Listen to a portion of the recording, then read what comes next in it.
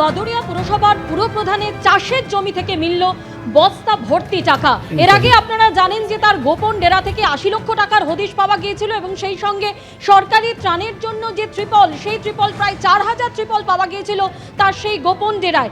আর আজকে তার পাট ক্ষেতে যখন তল্লাশি অভিযান চালানো হয়, পাট ক্ষেত খুঁড়ে বস্তা বস্তা ভর্তি টাকা উদ্ধার হয়েছে। মাটি খুঁড়তেই বেরিয়ে এলো টাকা ভর্তি বস্তা, ট্রলি ব্যাগ। বাদুড়িয়া তৃণমূল পুরপ্রধানের চাষের জমিতে টাকার পাহাড়, ৫ বস্তা ভর্তি টাকা মাটি খুঁড়তেই বেরিয়ে এলো ট্রলি ব্যাগ। পাটের ক্ষেতে আরও কটি ট্রলি ব্যাগ রয়েছে এবং তারই খোঁজে তল্লাশি অভিযান চলছে। আর অন্যদিকে গতকালই আপনারা জানেন যে এই বাদুড়িয়া পুরসভার পুরপ্রধান তারই যে গোপন ডেরা, সেখানে তল্লাশি অভিযান চালানো হয়, ৮০ লক্ষ টাকা উদ্ধার হয়। শুধু ৮০ লক্ষ টাকাই নয়, সরকারি প্রকল্পের জন্য, সরকারি ত্রাণের জন্য যে ত্রিপল ব্যবহার করা হয়, প্রায় ৪,০০০ ত্রিপলে উদ্ধার করা হয়েছে সেই গোপন ডেরা থেকে। আর আজ পাট ক্ষেতে তল্লাশি চালিয়ে ৫ বস্তা টাকা উদ্ধার হয়েছে।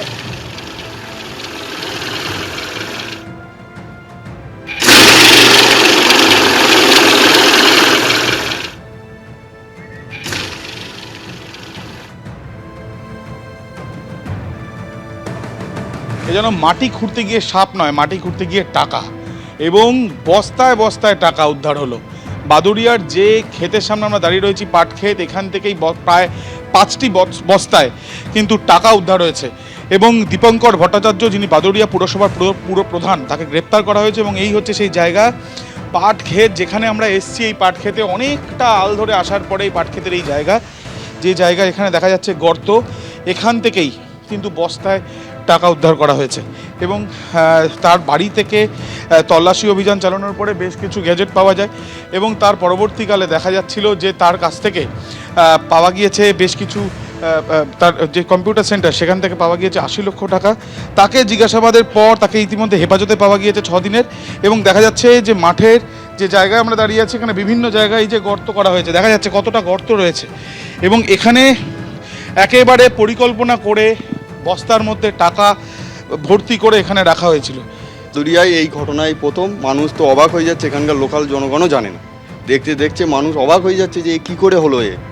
জায়গা যা ঘর পাওয়ার কথা সেগুলো সবাই পেয়েছিল এখানে? কেউ পেয়েছে, কেউ পায়নি। সবাই তো হচ্ছে পায়নি, অনেকে তেরপল চেয়েছে, পায়নি।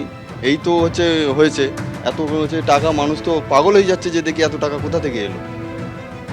আরও একটি গর্ত দেখা যাচ্ছে, যে পরপর ৪টি গর্ত এখানে চোখে দেখা যাচ্ছে, যেখান থেকে ৫টি বস্তা উদ্ধার হয়েছে। এখানে আরও স্থানীয়রা রয়েছেন, তারাই আমাদের এই আলে করে আল ধরে হেঁটে হেঁটে নিয়ে এলেন। এই আমাদের এখানে প্রথম দেখলাম আমাদের পুরো গ্রামে এই একটা দুর্ঘটনা হতে। আমরা নিজেই ভাবতে পারিনি যে আমাদের চেয়ারম্যান এবং তার সহকর্মীরা এইভাবে আমাদের উপরে অত্যাচার চালাবে। কে চেয়ারম্যান চালিয়েছে, ধরে না কিভাবে করেছে দিনের পর দিন এটা? এটা তো আমরা তো ভাবতেই পারিনি যে এইভাবে হবে।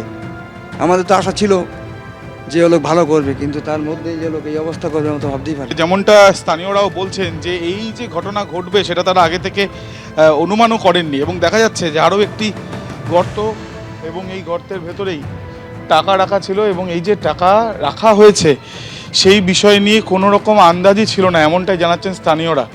এবং স্থানীয়দের কি বক্তব্য, তার সাথে আরও কথা বলবো। ঘর চেয়ে ঘর পেয়েছিলেন? আমরা ঘর জমা দিয়েছিলাম একবার, কিন্তু পাইনি। সরকারি টাকায় এই যে ত্রাণ সামগ্রী, যেগুলো সাধারণ মানুষের কাছে পৌঁছে যাওয়ার কথা, সেগুলো তারা পেলেন না। এবং যাদের ঘর পাওয়ার কথা সেগুলোও তারা পেলেন না। অথচ টাকা পাওয়া গেল বস্তায় ভর্তি। এবং গ্রেপ্তারের পরে, জিজ্ঞাসাবাদের পরেই পুলিশ এসে পৌঁছয়।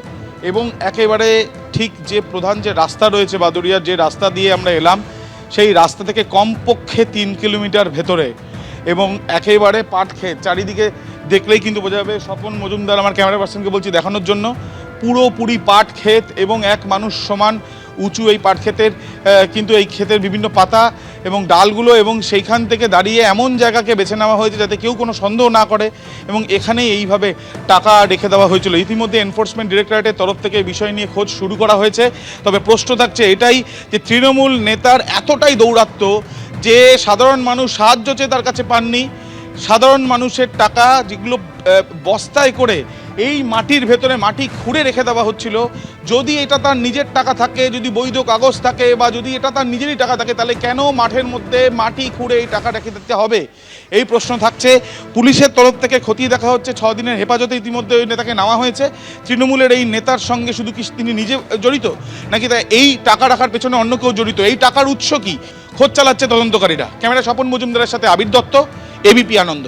এবিপি আনন্দ, এগিয়ে থাকে, এগিয়ে রাখে।